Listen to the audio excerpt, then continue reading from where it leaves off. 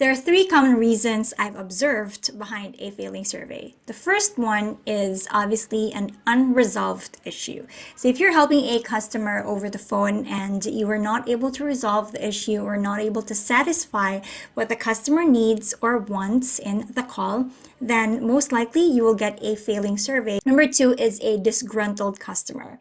So I'm saying this because sometimes it's not really your fault. It's not your interaction with a customer that made the customer upset or disappointed, but it was the previous interaction or that the customer's patience level is already down there and you can no longer do anything about it. Like whatever you will do, it will still affect your survey unless you have provided a really excellent customer service, like you've turned the situation around and the customer is happy, then that will probably change things for you. Otherwise, you will still end up with a bad survey at the end of the call if the customer decides that the company just sucks. And number three, this actually happens more than you think. It's unclear instructions due to survey interface limitations or tech issues of the survey platform. I will explain more about that as we go along with this video, so keep watching.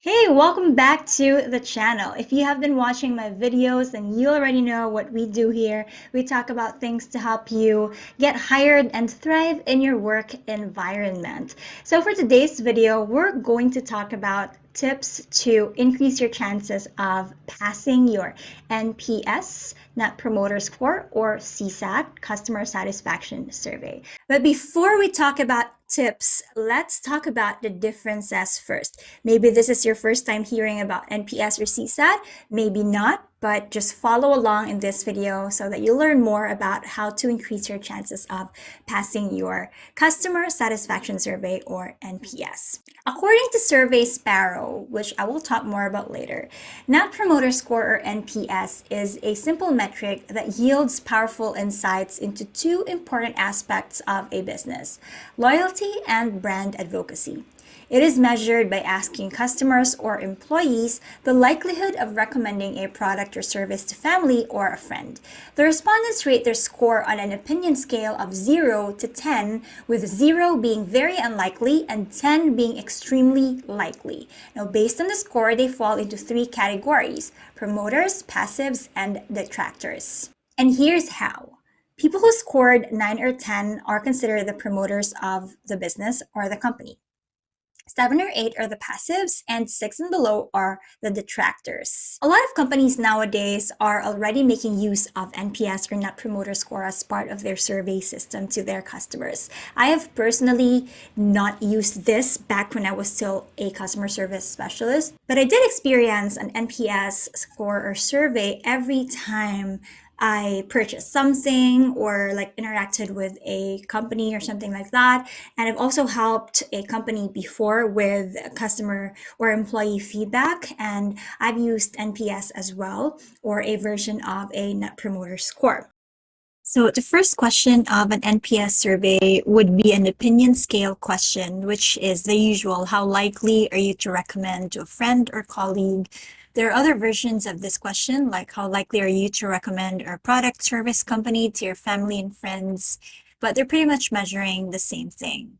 So as you can see, these figures or segmentations from 1 to 10 are how you will be rated, with 10 being the most likely to 1 being less likely. With NPS, typically there are two questions, okay? After the opinion scale question I mentioned earlier, the next question will depend on how the customer rated you. So whether it's promoter, passives, or detractors.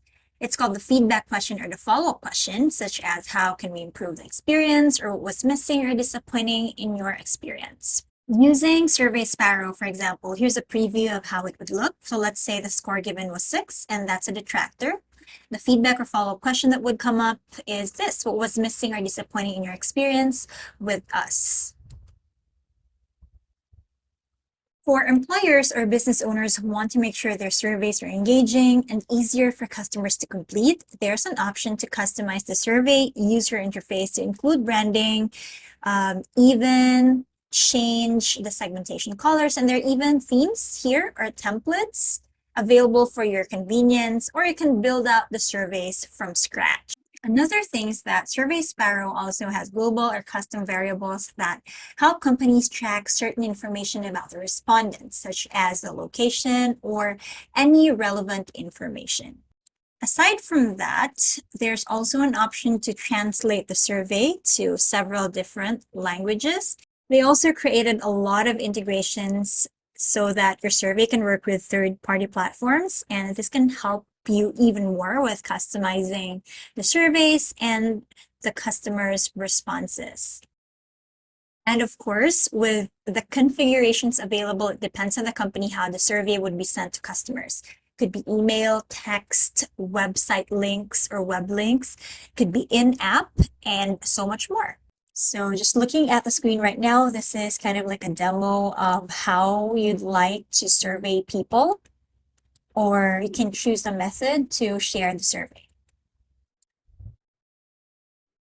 And of course, companies, including managers or whoever's checking the data, can easily see the graphs or analytics, insights dashboard to display the data or results from the surveys however they like. This is just a demo or an example of how the scores would look like. And last but not the least, this one is a very important feature of Survey Sparrow, which affects both employers, managers, employees, or you as a customer service specialist. This is the ability to create incident reports. It's called case management, which is used to quickly and conveniently follow up with a customer. It creates an email communication.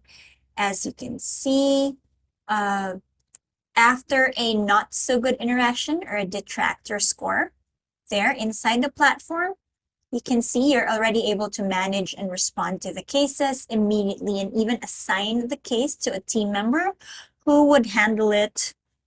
You know, all the support tickets are already available in the platform. So it's going to be so much easier for the team or the entire company as a whole, not only to track the survey responses, but also to follow up right away when you receive a detractor score. So if you have more questions about how Survey Sparrow works, I'll leave the link in the description below so that you can check it out after this video.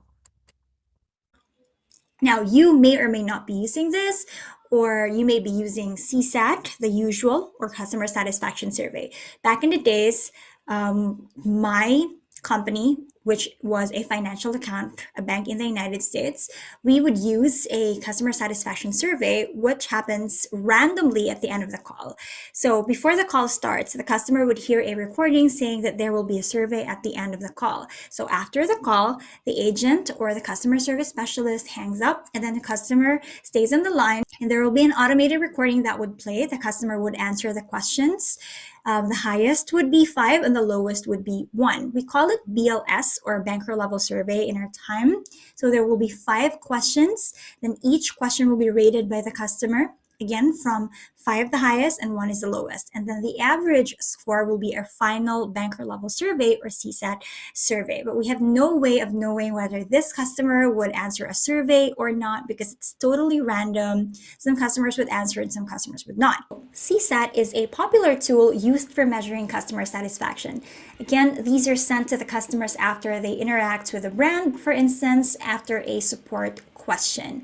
Now, these surveys are capable of measuring how satisfied customers are with a product or service a company offers. So obviously, a higher CSAT score will mean higher customer satisfaction for the customer. If you look at it at a grand scheme of things, for CSAT, it generally measures the one-time interaction that the agent or the customer service specialist has with a customer. So it's kind of like a short-term happiness metric, whereas NPS, or Net Promoter Score, looks at a bigger metric or a long-term metric, long-term relationships with a customer, by asking how likely are you to recommend the product or the service of this company to your friend or family or relative or something like that. So that's the version of the question. So if you ask that question at the end of an interaction or a conversation, it is quite challenging because the customer is not only looking at the interaction with you as an agent, but rather how you represent the company as a whole. Did your interaction with the customer really says that this company is good, the product and the service is good, so I will recommend it to my family, my friends, my colleagues, my network? It's a bit tricky, but it's also really a good, like, a good score or something to determine whether the customer would be a loyal or long-term customer, would even be a brand ambassador of your company or not. Now, if you're an employee, you don't really have to worry about whether you want to use NPS or CSAT, because your employer would be the one to decide on that. And if you're an employer watching this video, you should go check out Survey Sparrow if you want to make sure that you get relevant data and proper feedback from your customers, and of course do follow up as well to increase your overall customer satisfaction in the company. Alrighty, so let's now dive deeper into the tips to help you increase your chances of passing your NPS or CSAT. Again, regardless of whichever you use, all of these tips are totally applicable. So my number one tip is to ensure overall customer satisfaction from the beginning up until the end. It may sound like a no-brainer, but really when we're talking about increasing or passing your survey customer satisfaction or NPS, you'll have to think about how you're assisting your customer from the beginning until the end. Now, to me personally, this translates to just one word, which is ownership. Like, you really own the call, and regardless of how that call went previously, like how it transpired, maybe the customer had a negative interaction or a bad interaction with the previous agent, that should not affect how you help the customer in your call. So you help the customer resolve everything, as you know, everything that you can do, obviously within your power. And if you can't do something, then you have to offer an option or an alternative, or maybe even ask a supervisor to help pacify the situation. Because when you follow this principle that you just really have to give your all and give your best, regardless of the attitude or the demeanor of the customer in that particular call, then you will know for yourself that you did your best. And with the surveys, you don't really get to predict whether or not the customer will give a survey or not, or, what score will be given to you. Only the customer will know that, and you will only find out. So that one interaction translates to an excellent customer experience if you did your best. Now, how do you ensure that you provide excellent customer satisfaction from start to finish? I actually already have several videos about that. It spans from listening, resolution, empathy, everything like that. I do have a playlist. I will link it up here so you can check it out after this video. It's called Customer Service Skills, and there are also videos about call center skills and everything. So you should go ahead and peruse that playlist for you to improve your customer service skills. But the idea is that your target and your goal should always be to help the customer at the end of the call to the best of your ability. Okay, so the second thing is that know or understand how you are rated or how your survey system works. Earlier, I provided an example of how we were rated back when I was still working as an agent, and we called it BLS, or banker level survey, right? And because I knew the questions that would be asked to the customer, I somehow knew how to control the call if the customer decides to leave a survey. So for example, the question number one is, did the customer service specialist provide empathy for your situation? So if I get that right, if I provided empathy, then I'm covered for that. Then the customer would probably give me the highest score, which is 5.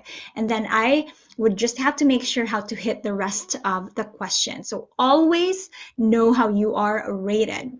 Whether it's NPS, which you already know how you'll be rated, or CSAT, it's best if you like sit down, ask your supervisor, which I believe your supervisor should be able to explain to you how, and even your QA analyst or your trainer should be able to explain to you how you are rated. And if they don't, then make sure you proactively ask how you are rated, so that you know what to do in your call to ensure that you achieve overall customer satisfaction. My third tip is something that you as an employee will probably not be able to control, but I'd say it anyway because as an employee has the ability to make suggestions and give feedback to your employer or even to your supervisor if in any case the survey system that you're not using is not working to your advantage. So work on using a survey system or interface that is intelligent and that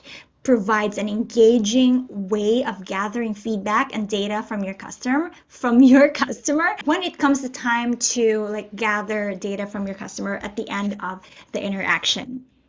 Now, this system should allow you to follow up, all right? It's not enough to just gather feedback. So what's the point of gathering feedback? You get a low survey score. What's the point of getting that? Just to rate you a low survey score? If the company does not even do a follow-up to that customer, or if you're not even allowed to do a follow-up, right? So as a customer service specialist, if you feel or hear that this is a recurring problem, it has been going on for so long, then you have the power to tell your employer or your boss or your manager what you think could be improved with the survey system that you're using. If it's fair enough for the employees to have this kind of question, does it translate to whatever you're doing in the call? Those things, right? So always think about that. And speaking of a system that's intelligent and would help you get relevant or meaningful feedback from your customers and even do a follow-up, note to employers or business owners who are watching this, you should go check out Survey Sparrow. The next thing you have to consider, number 4, for you to increase your chances of passing your NPS or CSAT is efficiency. The faster you resolve your concern, the better it is for you, your customer on the line, and the next customer waiting on queue. And if you might be asking, how will you be able to increase your efficiency level? I do have a video about that. It's about AHT or average handle time. I'm going to link it up here. It's an old video, but I'm sure it's still relevant. So go ahead and watch it after this video. My 5th tip is something that you may not really think of right away, but it is to think of your customer interaction as a teamwork and not just an individual score or survey. So if you come to think about it, when you're interacting with your customer, most of the time you just think about yourself, right? Like, how will I be able to help this customer resolve the issue and in turn get a passing customer satisfaction rating or pass my CSAT at the end of this call? That's usually the thinking. But when you shift to something even bigger than yourself, such as teamwork, your positivity will generally transfer to your interaction. It's like an effect that will not only positively affect you, but also the next agent who will assist the customer, the previous agent, and even the entire company. So if you're using, for example, Net Promoter Score for your survey, the question is most likely, how likely will you recommend this company, product, or service to your network, friends, or family? It does not necessarily ask anything about the interaction that your customer has with you as an individual agent, right? But it is as a whole. It's about the company as a whole. And that is because you as the representative, you as the agent represents the entire company. When the caller or the customer calls you, the caller will not just say, okay, I spoke with Rhea or spoke with Anna or Gilbert or whoever. The customer will think at the end of the call that, okay, ABC company is really a good company. And that is even though there's only one customer interaction between the customer and the agent, right? So again, think of it that way. If you did your best in that call and you think that, okay, I'm going to own this call, I'm going to make it best for the customer, then I'll be able to help my team as well, because at the end of the day, the customer will think, you know, this entire company really does its best to help the customer. So I'll go ahead and recommend this company to my friends, to my family, to my network. Does that make sense to you? Because it does make sense to me. All right. So thank you so much for watching and for listening to this video. I hope it helps you in how you take your calls and of course pass your NPS or CSAT score. In our next video, I'm going to answer some of the questions that our viewers have asked on my Facebook page about their NPS and CSAT, because this video is already a very long one, but I'm going to continue it on the next video. And yeah, any topic recommendation, comment, like, and subscribe. I'll see you on the next video. And don't forget to check out Survey Sparrow. Link is in the description below. Take care and stay safe.